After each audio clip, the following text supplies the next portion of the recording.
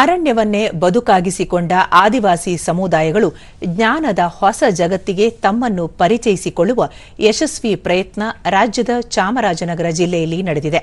ಅರಣ್ಯದ ಬಳಿ ಕಾನು ಎಂಬ ಆದಿವಾಸಿಗಳ ಜ್ಞಾನ ಕೇಂದ್ರ ತಲೆ ಎತ್ತಿದೆ. ಈ ಕುರಿತು ಒಂದು ವರದಿ.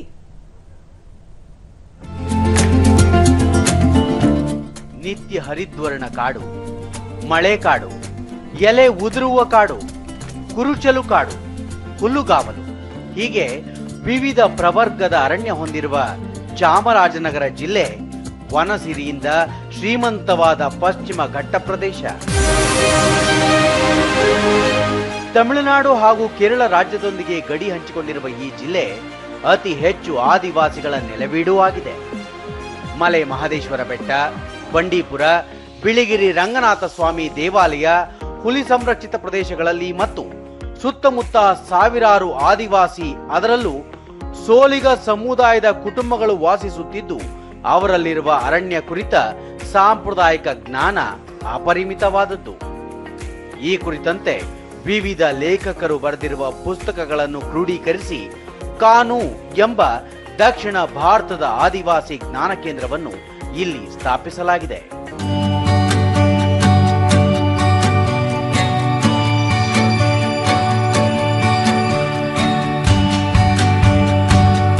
ಆದಿವಾಸಿ ಸೋಲಿಗ ಸಮುದಾಯದವರು ನಿತ್ಯ ಹರಿದ್ವರ್ಣದ ಕಾಡಿಗೆ ಕಾನು ಎಂದು ಕರೆಯುತ್ತಾರೆ.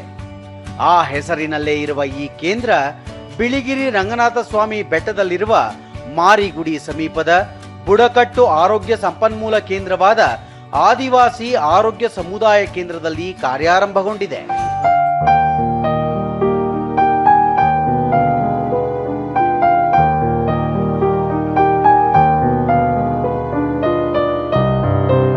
ಇಲ್ಲಿ ದಕ್ಷಿಣ ಭಾರತ ಆದಿವಾಸಿಗಳ ಇತಿಹಾಸ, ಲಭ್ಯ ದಾಖಲೆಗಳನ್ನು ಸಂಗ್ರಹಿಸಿ ಅವರ ವರ್ತಮಾನ ಮತ್ತು ಸಂಸ್ಕೃತಿಯ ಮೇಲೆ ಬೆಳಕು ಚೆಲ್ಲುವ ಮೊದಲ ಜ್ಞಾನ ಕೇಂದ್ರವಾಗುವ ಗುರಿ ಹೊಂದಿದೆ.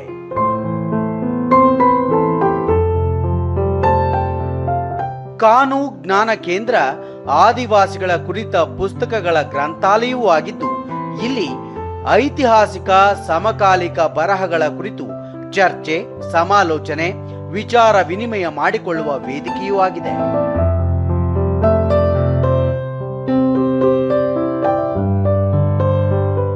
ಆಧುನಿಕ ತಂತ್ರಜ್ಞಾನವನ್ನು ಇಲ್ಲಿ ಸಮರ್ಥವಾಗಿ ಬಳಸಿಕೊಳ್ಳಲಾಗುತ್ತಿದ್ದು, ದಕ್ಷಿಣ ಭಾರತದ ಆದಿವಾಸಿಗಳ ಇತಿಹಾಸ ಮತ್ತು ವಾಸ್ತವದ ಕುರಿತಂತೆ ವಿಮರ್ಶನಾತ್ಮಕವಾಗಿ ಟಿಪ್ಪಣಿ ಮಾಡಿರುವ 1200ಕ್ಕೂ ಹೆಚ್ಚು ಪುಸ್ತಕಗಳು, ಅಧ್ಯಯನಗಳು, ಲೇಖನಗಳು ಮತ್ತು ಬ್ಲಾಗ್ಗಳ ಸಂಗ್ರಹವೂ ಇಲ್ಲುಂಟು. ಹೀಗಾಗಿಯೇ ಇಲ್ಲಿಗೆ ಆದಿವಾಸಿಗಳ ಕುರಿತ ಅಧ್ಯಯನಿಗಳು ನಿತ್ಯಾಗಮಿಸುತ್ತಾರೆ. ಸೋಲಿಗರ ಭಾಷೆ, ಇತಿಹಾಸ, ಸಂಸ್ಕೃತಿ, ಪಾರಂಪರಿಕ ಜ್ಞಾನದ ಬಗ್ಗೆ ಆಳ ಅಧ್ಯಯನ ನಡೆಸುತ್ತಾರೆ. ನಮ್ಮ ಉದ್ದೇಶ ಅಂದರೆ ದಕ್ಷಿಣ ಭಾರತದಲ್ಲಿರುವಂತಹ ಎಲ್ಲ ಆದಿವಾಸಿಗಳನ್ನ ಒಂದು ಕಡೆ ಸೇರಿಸುವುದು ಮತ್ತು ಅದರಲ್ಲಿ ಬರವಣಿಗೆಯನ್ನ ಮುಖ್ಯವಾಗಿ ತರುವುದು. ನಾವೇ ಆದಿವಾಸಿಗಳ ಬಗ್ಗೆ, ನಮ್ಮ ಸಂಸ್ಕೃತಿಯ ಬಗ್ಗೆ, ನಮ್ಮ ಭಾಷೆಯ ಬಗ್ಗೆ, ನಮ್ಮ ಜ್ಞಾನಗಳ ಬಗ್ಗೆ, ಇವುಗಳ ಬಗ್ಗೆ ನಾವೇ ಸಂಶೋಧನೆಗಳನ್ನ ಮಾಡಿ ಒಂದು ನೈಜತೆಯನ್ನ ತರಬೇಕು ಅಂತ ಹೇಳಿ